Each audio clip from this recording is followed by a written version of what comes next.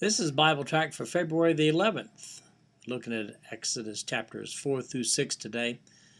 We start out where Moses is still negotiating with God about what he's going to be doing with regard to leading Israel out of Egypt.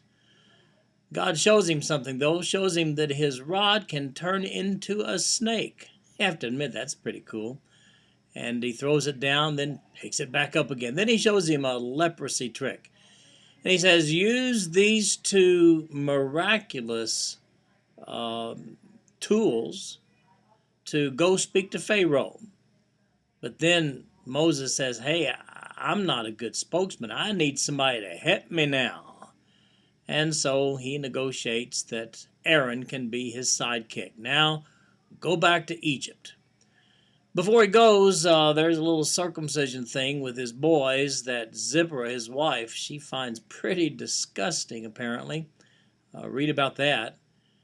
God tells Aaron to go meet Moses out in the wilderness, and then they get together, and they together meet with the people.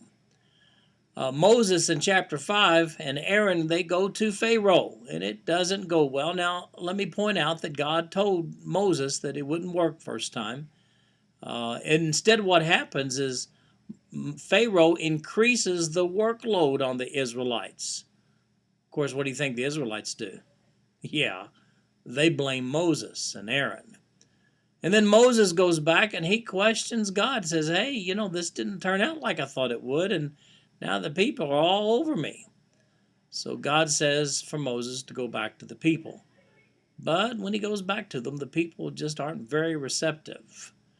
Now this continues, but before it does, in the rest of chapter 6, we get the genealogy of Moses and Aaron. Let's see what their roots are. And that's today's reading. We'll see you tomorrow.